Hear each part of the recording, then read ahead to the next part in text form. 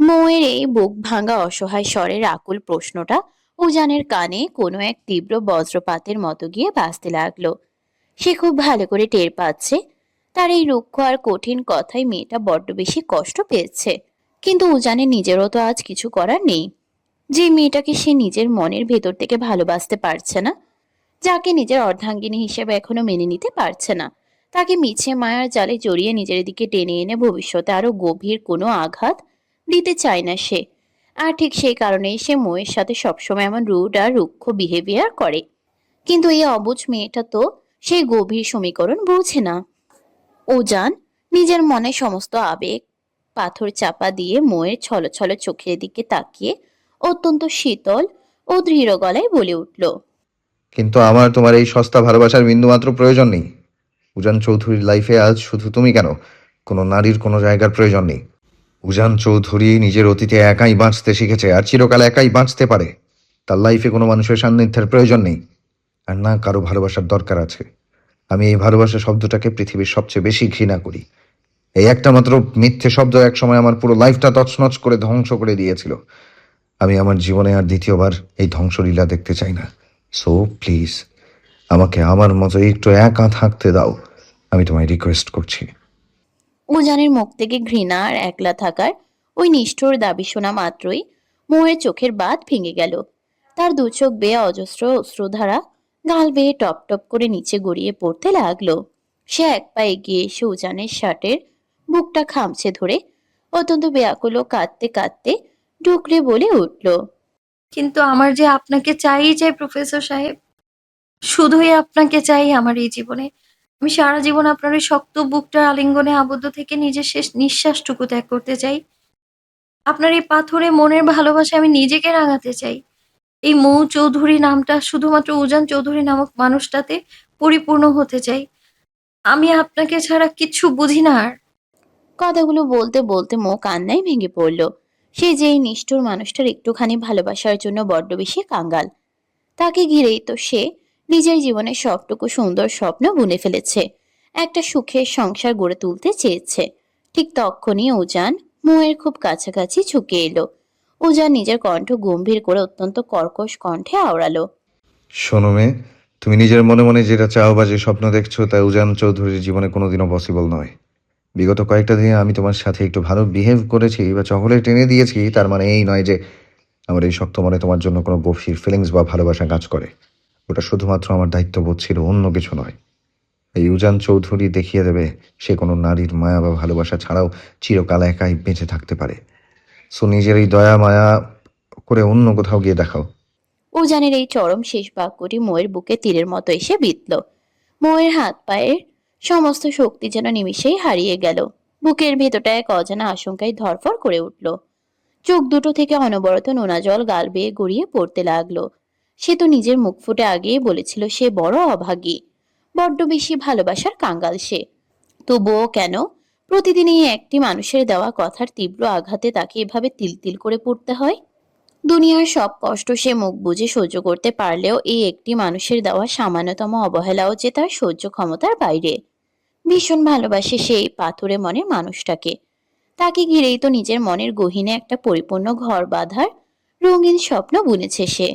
অনন্তকাল শুধু তাকেই ভালোবেসে যেতে চায়। কিন্তু তার এই পবিত্র স্বপ্ন কি কোনোদিনও পূর্ণ হবে না? সে কি কোনোদিনও ঠাঁই পাবে না প্রফেসর উজান চৌধুরীর হৃদয়ের মণিকোঠায়?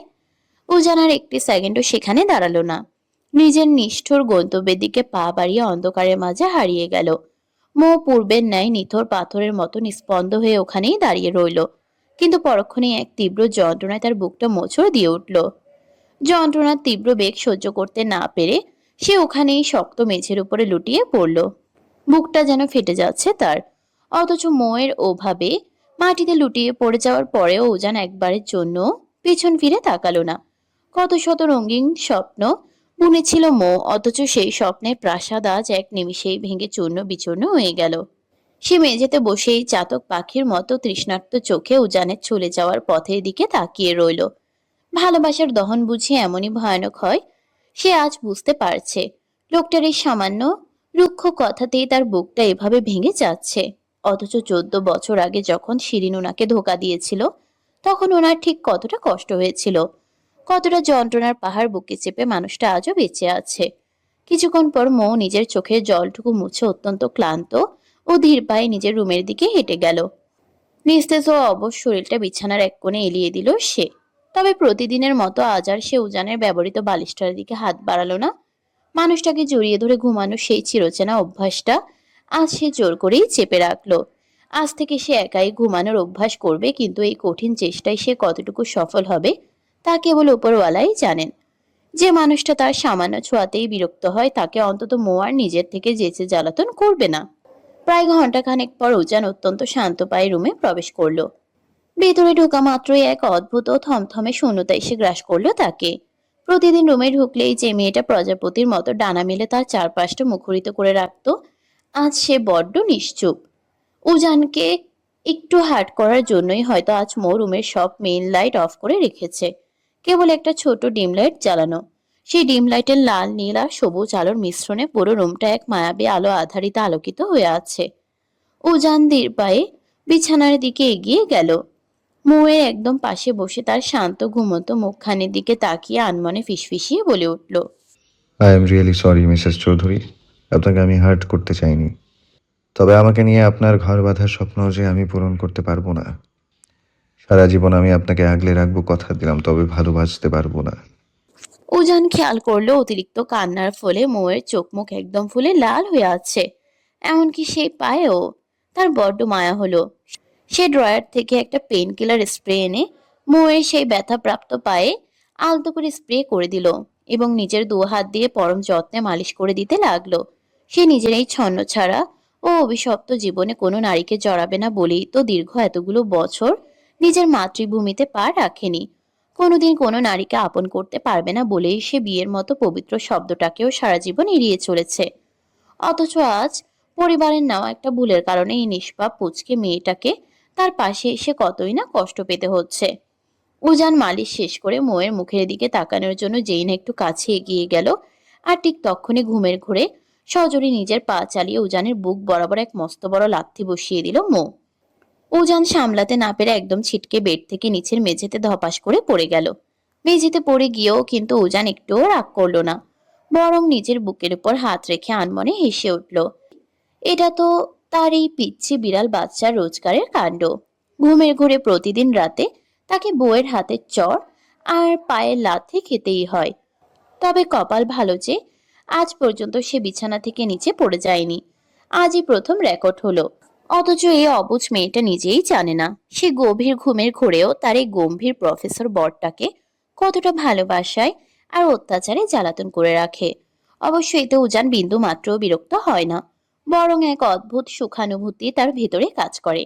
উজান মেঝে থেকে ধীরে ধীরে উঠে দাঁড়ালো। তারপর আবারও বিছানায় এগিয়ে গিয়ে অত্যন্ত সাবধানে মোয়ের নরম কোমরটা নিজের শক্ত 2 হাতে আঁকড়ে ধরলো এবং এক হ্যাচকা টানে তাকে নিজের চওড়া বুকের মাঝে জড়িয়ে নিল। উজানের সেই পরিচিত ও উষ্ণ ছোঁয়া পাওয়া মাত্রই মৌ ঘুমের ঘোরে এক তৃপ্তির নিঃশ্বাস ফেলে কোনো এক অবুঝ পাখির বাচ্চার মতো উজানের বুকের ভেতর নিজের পরম সুখ খুঁজে নিয়ে শান্ত হয়ে গেল। পরের দিন সকাল, উজান নিজের কালো বাইকটা নিয়ে জেনা ভার্সিটির মেইন গেট দিয়ে ভেতরে ঢুকলো। অমনি ক্যাম্পাসে সাধারণ স্টুডেন্ট থেকে শুরু করে লেডি টিচাররা পর্যন্ত সবাই হাঁ করে তার দিকে তাকিয়ে রইল। করিডোরের এক কোণে দাঁড়িয়ে আড়াল থেকে উজানের এই রাজকীয় এন্ট্রি আর মেয়েদের ওই হাঁ করা মুখের দিকে তাকিয়ে পাহারা দিচ্ছিল মৌ। মুখে সে কাল রাতে বলেছিল বটে যে উজানকে আর বিরক্ত করবে না, কিন্তু এই পাগল মানুষটাকে চোখের আড়াল করে রাখা কি আর তার পক্ষে সম্ভব? সকালবেলা ঘুম থেকে ওঠার পরও সে উজানকে ইচ্ছে মতো জ্বালিয়ে এসেছে, আর এখন আবার এখানে চোরের মতো লুকিয়ে পাহারা দিচ্ছে। মৌয়ের মতে বাইরের এই ডাইনি মেয়েগুলোর অনেকগুলো চোখ তার হ্যান্ডসাম বরের উপর লোলুপ দৃষ্টিতে তাকিয়ে আছে। কিন্তু এই মিসেস উজান চৌধুরী বেঁচে থাকতে ওসব অন্য মেয়েদের ডাল গলতে সে কিছুতেই দেবে না। উজান বাইকটা পার্কিং এ রেখে নিজের পার্সোনাল কেবিনের দিকে যেই না পা বাড়াবে, ঠিক তখনই ঝড়ের গতিতে এসে তার সামনে পথ আগলে দাঁড়ালো শিরিন। শিরিনও আসলে এ একই কলেজে নতুন জয়েন করা ম্যাম। অবশ্য এই স্বনামধন্য কলেজে তার জয়েন করার একমাত্র প্রধান কারণই হলো উজান চৌধুরী। উজানকে যে কোনো মূল্যে নিজের জীবনে ফিরিয়ে পাওয়ার এক নতুন কুৎসিত উপায় এটি। শিরিন আজ একটা জমকালো লাল রঙের শাড়ি পরে চড়া মেকআপ নিয়ে একদম সেজে গুজে উজানের সামনে এসে দাঁড়ালো। উজান ধীর পায়ে হেঁটে আসছিল, কিন্তু শিরিনকে সামনে দেখা মাত্রই সে তার দিকে এক পলকও না তাকিয়ে সোজা তাকে পাশ কাটিয়ে চলে গেল। পুরো করিডোরে বেশ কয়েকজন স্টুডেন্ট আর স্টাফ তাদের দিকে তাকিয়েছিল, ফলে সবার সামনে এমন উপেক্ষায় চরম অপমান বোধ করলো শিরিন। সে রাগে ক্ষোভে আর দুঃখে আবারও তড়িৎ গতিতে উজানের পিছু নিল এবং সোজা তার পার্সোনাল কেবিনে গিয়ে পৌঁছালো। উজান নিজের কেবিনে ঢুকে সবে মাত্র চেয়ারে হেলান দিয়ে বসেছিল, ঠিক তখনই অনুমতি ছাড়া ধরফর করে রুমে আগমন ঘটল শিরিনের। তাকে ভেতরে ঢুকতে দেখা মাত্রই উজানের জোড়া ভ্রু কুঁচকে কপাল চওড়া হয়ে গেল। সে নিজের চোখের সানগ্লাসটা টেবিলের উপর রেখে রাগান্বিত দৃষ্টিতে বাঘের মতো গর্জন তুলে চেঁচিয়ে উঠল। এই কালনাগিনী, তুই কার পারমিশন নিয়ে আমার পার্সোনাল কেবিনে ঢুকেছিস? হ্যাঁ, তোকে কি আমি এখানে আসার কোনো রাইট দিয়েছি? Just get out. শিরিন উজানের এমন রুক্ষ ব্যবহারে বিন্দুমাত্র দমে না গিয়ে উল্টো নিজের ওড়নাটা ঠিক করে বলল, জাস্ট শাট আপ উজান। তুমি সব সময় আমার সাথে এমন মিসবিহেভ কেন করো বলো তো? আমি মানলাম 14 বছর আগে তোমাকে ছেড়ে চলে যাওয়ার জন্য তুমি বড্ড বেশি কষ্ট পেয়েছিলে, তাই বলে আজ এত বছর পরও তুমি আমার সাথে রোজ এমন থার্ড ক্লাস আচরণ করবে? You just shut up Shirin. তোর মতো একটা চরিত্রহীন আর খচ্চর মেয়ে চলে যাওয়ার জন্য উজান চৌধুরীর নিজের লাইফে কোনোদিনও 1 সেকেন্ডের জন্য কষ্ট পায়নি, মনে রাখিস। সো বেশি নাটক না করে এখনই আমার কেবিন থেকে দূর হ। Just get out from here. কিন্তু উজানের এই সিংহসুলভ রাগে কণ্ঠস্বরেও শিরিনের মাঝে কোনো ভ্রুক্ষেপ হলো না। সে নিজের জায়গায় নির্লজ্জের মতো দাঁড়িয়ে রইল। হঠাৎ করেই সে আরো এক পা এগিয়ে গিয়ে উজানের একদম গা ঘেঁষে দাঁড়ালো। এত রেগে যাচ্ছ কেন বেবি? আমি তো তোমায় আজও ঠিক আগের মতোই ভালোবাসি। চলো না, অতীত ভুলে আমরা দুজনে আবারও নতুন করে সব কিছু শুরু করি। ভালোবাসি আর নতুন করে শুরু করার ওই নির্লজ্জ প্রস্তাব শোনা মাত্রই উজানের মাথার রাগ ধপধপ করে উঠল। সে আর এক মুহূর্তও নিজের রাগ নিয়ন্ত্রণ করতে পারল না। বিদ্যুৎ গতিতে এগিয়ে গিয়ে নিজের এক হাত দিয়ে শিরিনের গলা শক্ত করে চেপে ধরে তাকে দেয়ালের সাথে ঢলে ধরল উজান। নিজের দাঁতে দাঁত পিষে চোখ দুটো লাল করে কটমট করে বলল, এই কালনাগিনী, ভালোবাসি ওয়ার্ডটা যদি তোর এই অপবিত্র মুখ দিয়ে আর একবারও রিপিট করিস, তবে তোকে আমি এখানেই খুন করে মাটিতে পুঁতে দেব। আর তুই কি বললি? সব কিছু নতুন করে শুরু করবি? Like seriously? তোর কি মনে হয় প্রফেসর উজান চৌধুরীর তোর মতো একটা অন্যের ফেলে দেওয়া সেকেন্ড হ্যান্ড জিনিসের প্রতি বিন্দুমাত্র কোনো ইন্টারেস্ট বা রুচি আছে?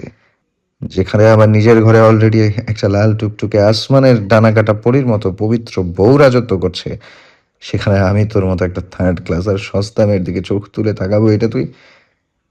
ওই এটা তোর ওই গোবর ভরা মাথায় কিভাবে ভাবলি শুনি? শিরিন উজানের ওই লোহার মতো শক্ত হাতের খাঁচায় আটকে গিয়ে দম বন্ধ হওয়ার উপক্রম হলো। সে নিজেকে ছাড়ানোর জন্য মরিয়া হয়ে ছটফট করতে লাগলো। উজান তাকে এক ঝটকায় দূরে ছুঁড়ে মারলো। সে মেঝেতে পড়ে গিয়ে কোনো মতে নিজের গলা চেপে ধরে কাঁদতে লাগলো। হঠাৎ করে উজানের মুখ থেকে নিজের ঘরের বউ আর আসমানের পরীর কথা শোনা মাত্রই শিরিন আকাশ থেকে পড়ার মতো তীব্র চমকে সোজা হয়ে তাকালো। উজান চৌধুরী বিয়ে করেছে, অথচ সে নিজে এই খবর জানে না। সে বড় বড় চোখ করে জিজ্ঞেস করলো, বউ মানে? তুমি বিয়ে করেছো উজান? কবে, কখন, কাকে বিয়ে করলে তুমি? উজান নিজের ঠোঁটের কোণে এক চরম বিজয়ের হাসি ঝুলালো। সে প্যান্টের পকেটে দুই হাত গুজে পা ফেলে আবারও নিজের সেই ঘূর্ণায়মান চেয়ারটায় গিয়ে বসলো। তারপর নিজের ব্ল্যাক সানগ্লাসটা স্টাইল করে চোখে পড়তে পড়তে ঘড়ির দিকে তাকিয়ে জবাব দিল, আজ থেকে ঠিক 21 দিন 17 ঘন্টা 34 মিনিট এবং 11 সেকেন্ড আগে। আর উজান চৌধুরী কোনো থার্ড ক্লাস মেয়েকে নয়, একটা কিউট বিড়ালের বাচ্চার মতো পুচকি পরীকে নিজের বউ বানিয়েছে। So stay away from me miss Shirin, নয়তো পরের বার শুধু গলা টেপাতে শেষ হবে না, মাইন্ড ইট। কি? বিয়ে করেছো মানে? আমি মানি না তোমার এই বিয়ে উজান। তোমার বউ শুধু আমি হব, আর কেউ নয়। ভালো করে মাথায় ঢুকিয়ে নাও। প্রফেসর উজান চৌধুরী একবার ইউজ করা টিস্যু কখনো দ্বিতীয়বার ইউজ করে না। তোর মতো থার্ড ক্লাস মেয়েকে তো কোনো জন্মেও নয়। উজান চৌধুরীর লাইফে অলরেডি একটা পরী রাজত্ব করছে, সেখানে তোর মতো মেয়ের নোংরা ছায়া তো ভুলেও আর আমার উপর পড়বে না। এরপরেও যদি নেক্সট টাইম তুই আমাকে বা আমার পার্সোনাল লাইফে কোনো রকম ডিস্টার্ব করতে আসিস, তবে আমার ওই বিড়ালের বাচ্চাকে তোর পেছনে লেলিয়ে দেব। উজান চৌধুরীর হাত থেকে হয়তো তুই কোনো মতে বেঁচে ফিরলেও ফিরতে পারিস, কিন্তু মিসেস উজান চৌধুরীর হাত থেকে তোর ছাড়া পাওয়ার বিন্দু মাত্র সম্ভাবনা নেই, মাইন্ড ইট। কথাটি শেষ করে উজান আর কোনো সুযোগ না দিয়ে শিরিনকে এক প্রকার ধাক্কা দিয়ে নিজের কেবিন থেকে বের করে দিল। তারপর ধীর পায়ে এসে নিজের ঘূর্ণায়মান চেয়ারটায় আরাম করে বসলো। নিজের দুই চোখ বন্ধ করে এক স্বস্তির দীর্ঘশ্বাস ফেলল সে। অতঃপর ঠোঁটের কোণে এক চিলতে মৃদু হাসি ফুটিয়ে শান্ত স্বরে আওড়ালো, পিচ্ছি, এদিকে এসো। কিন্তু কেবিনের ভেতর থেকে কোনো সাড়া শব্দ এলো না। ও যেন আগের মতোই চোখ বন্ধ রাখা অবস্থাতেই এবার গলার স্বর কিছুটা গম্ভীর করে বলে উঠল, কি হলো? পুচকে বিড়ালের বাচ্চা নিজে থেকে লক্ষ্মী মেয়ের মতো সামনে আসবে, নাকি আমি নিজে গিয়ে টেনে নিয়ে আসবো? কড়া নির্দেশ শোনা মাত্রই কেবিনের এক কোণে থাকা বড় পর্দার আড়াল থেকে গুটি গুটি পায়ে ভেজা বিড়ালের মতো বের হয়ে এলো মৌ। তার ড্যাব ড্যাব করা বড় বড় চোখ দুটোতে তখন এক আকাশ বিস্ময় আর কৌতূহল। সে উজান এই কেবিনে আসার অনেক আগে এখানে এসে লুকিয়ে ছিল, অথচ মানুষটা চোখ বন্ধ রেখেই তাকে এক নজর না দেখেই একদম নিখুঁতভাবে বুঝে ফেলল মৌ এখানেই আছে। উজান এবার নিজের চেয়ার ছেড়ে উঠে দাঁড়ালো। সে মৌয়ের সামনে গিয়ে এক ঝটকায় মৌকে দু হাতে উঁচু করে তার সামনে থাকা বড় টেবিলটার উপর বসিয়ে দিল। তারপর সে নিজে আবারও নিজের চেয়ারটায় গিয়ে আরাম করে বসলো। মৌ তখনও উজানের এই জাদুকরি কাণ্ডের দিকে পুরো হা করে অবাক দৃষ্টিতে তাকিয়ে আছে দেখে উজান শব্দহীন হাসলো। মৌ এবার অত্যন্ত মিনমিনে স্বরে জিজ্ঞেস করলো, আচ্ছা প্রফেসর সাহেব, আপনি কিভাবে বুঝলেন যে আমি ওই পর্দার আড়ালে লুকিয়ে আছি? তুমি যে শুধু এখানে লুকিয়ে রয়েছো, উজান চৌধুরী কেবল ততটুকুই জানে না।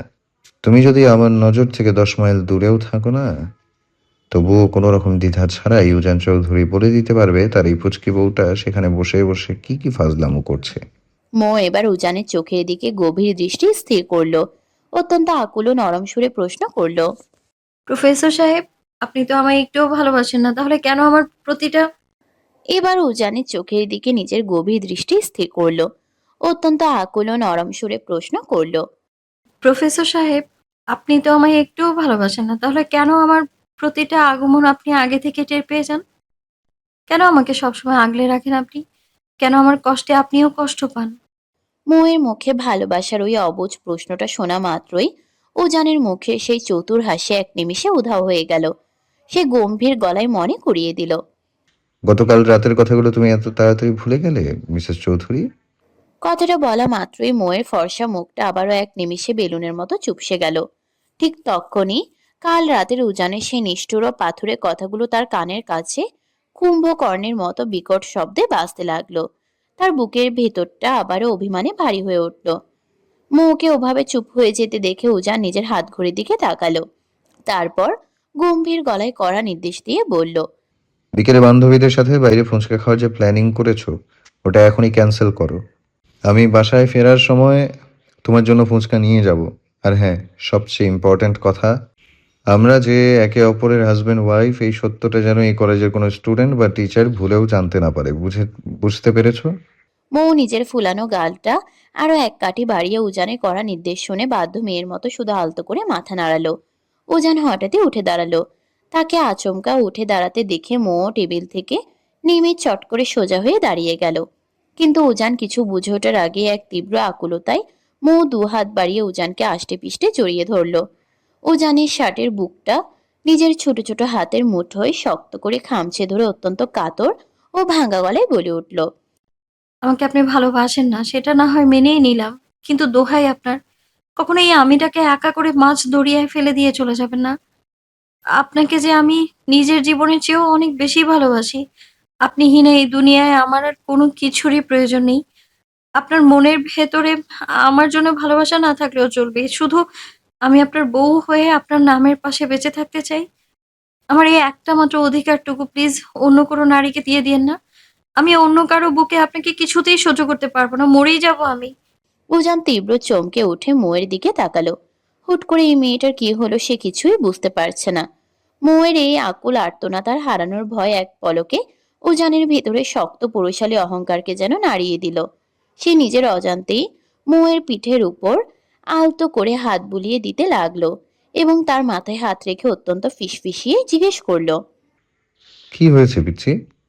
মৌ কোনো কথা বলল না। সে শুধু উজানের বুকে নিজের মুখটা আরো গভীরভাবে গুজে দিল। উজান এক দীর্ঘশ্বাস ফেলে নিজের দু হাত দিয়ে মৌয়ের চিবুকটা আলতো করে উঁচিয়ে মুখখানা নিজের দিকে ঘুরিয়ে নিল। চোখ তুলতেই দেখলো মোয়ের বড় বড় দুটো চোখে অশ্রু চিকচিক করছে। মনে হচ্ছে একটু নাড়া পেলেই বুঝি শ্রাবণের ধারা নামবে। মেয়েটার চোখের এই নোনা জল উজান কোনোভাবেই সহ্য করতে পারে না। কিন্তু কেন? উজান নিজের মনেই এক মস্ত বড় প্রশ্নের মুখোমুখি হলো। সে তো মনে মনে মৌকে নিজের বউ হিসেবে স্বীকারই করতে চায় না। মৌ তো তার জীবনে কেবলই এক বড় দায়িত্ব, আর ফ্যামিলির চাপিয়ে দেওয়া এক বন্ধন মাত্র। তাহলে কেন এই মেয়ের চোখের সামান্য দুফোঁটা জল দেখলেও তার নিজের বুকের ভেতরটা অমন তীব্র হাহাকার করে ওঠে? এটা কি শুধুই দায়িত্ববোধ, নাকি নিজের অজান্তে এই পুচকে বিড়ালের বাচ্চার জন্য তার পাথুরে মনে এক মায়ার জাল তৈরি হচ্ছে? ও যেন আর বেশি দূর ভাবতে পারল না। এইসব গভীর অনুভূতি নিয়ে ভাবা তার নিজের তৈরি করা রুলসের বাইরে। তবুও বারবার এই মেয়েটার মায়াবী মুখটাই তার মাথায় ঘুর ঘুর করছে। হঠাৎই নিজের ভাবনায় ঘোর কাটতেই উজানের স্থির দৃষ্টি গিয়ে থামলো মোয়ের শুকনো ম্লান ঠোঁট দুটোর দিকে। পিচ্ছি, কথা বলছো না কেন? মুখটা অমন শুকনো দেখাচ্ছে কেন তোমার? মো এবার ছোট্ট বাচ্চাদের মতো উজানের শার্টের বুকে নিজের নাকটা ঘষে মুছে নিল। আপনাকে আমার থেকে কেউ কেড়ে নিতে চাইছে। আপনি যদি আমায় নিঃস্ব করে চলে যান তাহলে আমি বাঁচবো কি করে? উজান মোয়ের মুখে এমন বোকা বোকা কথা শুনে মৃদু হাসলো। সে মোয়ের কপালে আলতো করে নিজের আঙ্গুল দিয়ে একটা টোকা দিয়ে বলল, মিসেস উজান চৌধুরীর মুখে এমন দুর্বল কথা তো একদম মানায় না। সে তো এত সহজে ভেঙে পড়ার মেয়ে নয়। আজ হঠাৎ কি হলো? হুম? আপনার এত সাধের প্রিয় জিনিস বাইরে থেকে কেউ এসে কেড়ে নিতে চাইলেই আপনি কি তাকে ওভাবে সহজে ছেড়ে দেবেন? প্রশ্নই আসে না। মৌ এক ঝটকায় উজানের বুক থেকে নিজেকে ছাড়িয়ে সোজা হয়ে দাঁড়িয়ে গেল। সে নিজের নাকটা উঁচিয়ে বেশ কড়া গলায় তেজ দেখিয়ে বলল, যেখানে আমি ওর ইউজ করা একটা সামান্য সুতো কাউকে কখনো দেই না, সেখানে আপনাকে তো অন্য কারোর সাথে শেয়ার করার প্রশ্নই ওঠে না। দেখে নিব আমি ওই ডাইনি দুটোকে। আমার বরের দিকে নজর দিলে একটা মাথার চুল টেনে ছিঁড়ে একদম কদম ফুল বানিয়ে ফেলবো আমি। রাগে ফুঁসতে ফুঁসতে নিজের হাত দুটো মুঠো করে কথাটা বলল মৌ। অতিরিক্ত রাগের কারণে এই মুহূর্তে তার ফর্সা নাকের ডগাটা একদম পাকা টমেটোর মতো টকটকে লাল হয়ে গিয়েছে। তবে পরক্ষণেই উজানের মুখের দিকে তাকিয়ে সে হুট করেই মিষ্টি হাসি ফুটিয়ে আদুরে স্বরে আওড়ালো, ভীষণ ভালোবাসি আমি আপনাকে দুলহাজান। আপনি শুধু আমার, অনলি এই মৌ চৌধুরীর, আর কারো নন। এই কথাটি বলেই মৌ সেখানে আর একটি মুহূর্তও দাঁড়ালো না। উজানের সামনে নিজের লজ্জাটুকু আড়াল করতে সে এক প্রকার ঝড়ের গতিতে দৌড়ে কেবিন থেকে বেরিয়ে চলে গেল।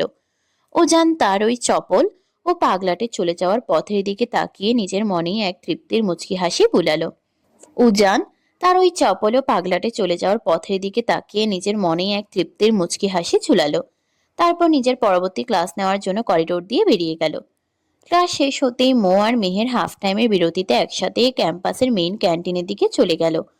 দুজনে মিলে হালকা কিছু স্ন্যাক্স আর কোল্ড ড্রিঙ্কস খেয়ে আড্ডা শেষ করে ক্যান্টিন থেকে বের হলো। মো মেহেরের কাঁধে নিজের একটা হাত রেখে পুরো ক্যাম্পাসটা ঘুরে ঘুরে দেখতে লাগলো। অবশ্য ক্যাম্পাস ঘুরে দেখা কথাটা বললে একটু ভুলই হবে, কারণ মোয়ের চোখ দুটো আসলে পুরো মাঠ জুড়ে ছদ্মবেশে শুধু তার গম্ভীর প্রফেসর বর উজান চৌধুরীকেই খুঁজে বেড়াচ্ছিল। ঠিক তখনই এক ঝড়ো বাতাসের মতো হুট করে পাশ থেকে কেউ একজন এসে চরম শক্ত হাতে মোয়ের ফর্সা কবজিটা আঁকড়ে ধরে এক মস্ত বড় হ্যাচকা টান দিল। আচমকা এমন অতর্কিত ও হিংস্র মামলায় মো প্রথমে আচমকা এমন অতর্কিত ও হিংস্র হামলায় মো প্রথমে ভীষণ ভয় পেয়ে নিজের চোখ মুখ একদম খিচে বন্ধ করে ফেলল। তবে পরের মুহূর্তেই যখন সে নিজেকে সামলে নিয়ে ধীর পায়ে চোখ খুলল, দেখল তার অতি পরিচিত বকে যাওয়া লম্পট ছেলে জিহাদ অত্যন্ত নির্লজ্জের মতো তার সামনে দাঁড়িয়ে আছে। আর ঠিক এই ধস্তাধস্তির মাঝেই চোখের পলকে তাদের দুজনকে কেন্দ্র করে চারপাশে ডজন ডজন স্টুডেন্ট এসে এক মস্ত বড় গোল বৃত্ত তৈরি করে ভিড় জমালো। মেহের মৌকে ওভাবে আটকে পড়তে দেখে দূর থেকে এক প্রকার দৌড়েই মোয়ের পাশে এসে দাঁড়ালো। মৌ তখনও নিজের জায়গায় পুরো স্তব্ধ ও নিথর হয়ে দাঁড়িয়ে আছে। সে আসলে আর 10টা সাধারণ মেয়ের মতো নয়, বরাবরই একটু অন্য ধাঁচের মেয়ে। ছেলেদের সাথে অযথা মাখামাখি করা, কাছাকাছি থাকা বা ছেলেদের সাথে ফ্রেন্ডশিপ করাটা সে ছোটবেলা থেকে একদম পছন্দ করে না। সেখানে ভর দুপুরে পুরো কলেজের মাঝখানে দাঁড়িয়ে জিহাদ নামের একটা ছেলে তার হাত স্পর্শ করার ধৃষ্টতা দেখিয়েছে। এটা ভাবতেই মোয়ের ফর্সা কপালে রাগের এক তীব্র চড়া ঝিলিক ফুটে উঠল। এই ছেলেটা গত প্রায় মাস দুয়েক ধরে ক্লাসে কিংবা করিডোরে শুধু মোয়ের দিকেই লোলুপ দৃষ্টিতে তাকিয়ে থাকে। অবশ্য মো এর আগে এসবে তেমন একটা পাত্তা দেয়নি, কারণ তার মতো সুন্দরী মেয়ের দিকে ক্যাম্পাসের কত বন্ধুই তো হা করে তাকিয়ে থাকে। ওসব নিয়ে মাথা ঘামানোর মতো ফালতু সময় তার নেই। কিন্তু আজ এই ছেলেটা কোন সাহসে, কার প্রশ্রয়ে সবার সামনে তার হাত টেনে ধরার মতো এত বড় স্পর্ধা দেখালো? মৌ মনে মনে ঠিক সেটাই ভাবছিল।